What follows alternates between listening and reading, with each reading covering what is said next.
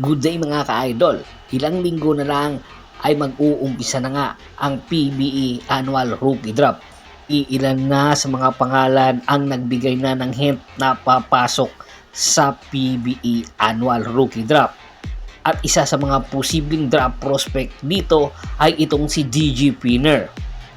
Ano nga ba ang espesyal para kay DJ Pinner? At bakit ito posibleng kunin sa PBA Rookie Annual Draft sa first round? Si DJ Pinner ay tubong Amerika. Kumbaga, isa itong Filipino-American. At the age of 30 ay napakarami na nitong experience international, especially sa Europa. Naglaro ito sa Hungary, naglaro ito sa iba't ibang liga doon sa Europa, kaya naman ito espesyal. At ayon nga mismo kay DJ Pinner, isa siyang Filipino-American at ang kanyang magulang or ang kanyang nanay ay tubong Malabon, na kung saan matalik nga silang magkaibigan ng kanyang lolo. 9 taon na ang nakakaraan bago ito namatay. Sa kanyang grassroots, gusto niyang bumalik sa Pilipinas para makita ang Malabon.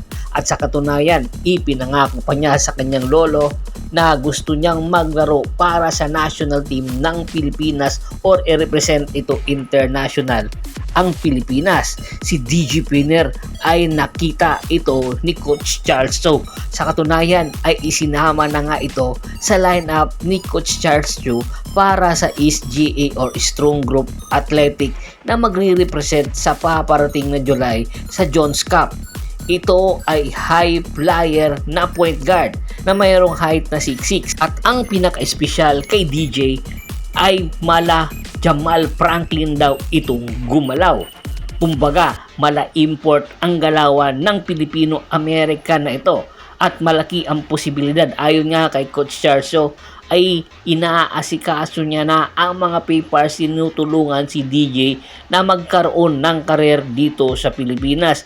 Ibig sabihin, malaki ang tsansa na magnanatili na ito sa Pilipinas at dito na maglaro, especially sa paparating na PBA Rookie Annual Draft.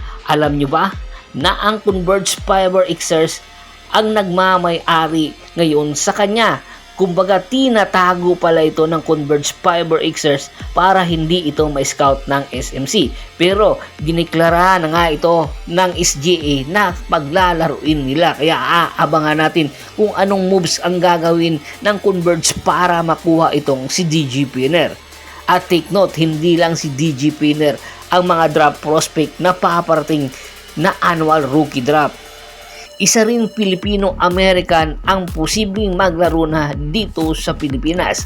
Ang nasabing Filipino-American ay si Justice D. Corsi. Si Justice D. Corsi ay naglaro international na rin at huling nagkapaglaro para sa Amerika sa kanyang school.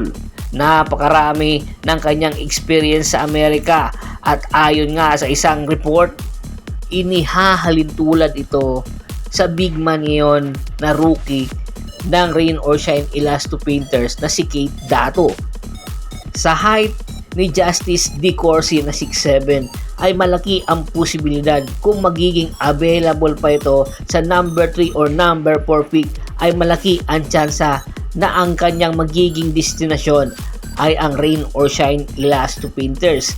Naghahanda kasi si Coach Yeng Yao ng isang big man na po pwedeng pamalit na kay Gabe Norwood. Alam natin na 1 or 2 taon na lang mamamalagi sa PBA si Gabe Norwood at ilalagay na bilang coaching staff ng Rain or Shine Elasto Painters. Sa ability ni Justice D. Corsi ay malaki ang maitutulong nito para mapalalim lalo ang lineup ng Rain or Shine Elasto Painters. Alam naman natin, pag si Coach Yeng Yao ang pumili ay mailalabas talaga nito ang lahat niyang mga arsenal na pupwede pang makita ni Coach Yeng Yao. Kaya aabangan natin ang mga susunod na update para kay Justice D. Corsi. Ano nga ba ang espesyal para kay Justice D. Corsi? Yan ang atin paka-aabangan sa PBA Annual Rookie Draft na gaganapin sa July. Ano sa tingin nyo? Magkakaroon ba ito ng mataas na karir sa PBA sina Justice De Corsi at si DG Pinner? Komento na sa baba ng video at pag-usapan natin yan.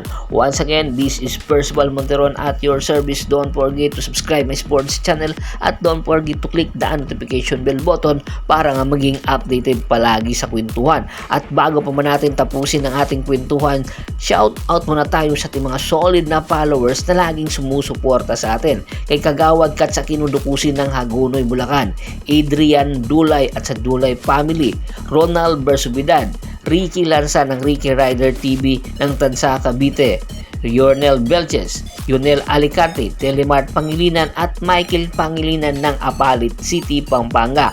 Marami pong salamat sa walang sawa niyong pagsuporta. Pakibisita rin po ng Facebook fanpage ko, paki-like, paki-follow, paki-share ganun din po sa YouTube channel ko at sa TikTok channel ko. Hanggang sa muling kwentuhan, maraming salamat po.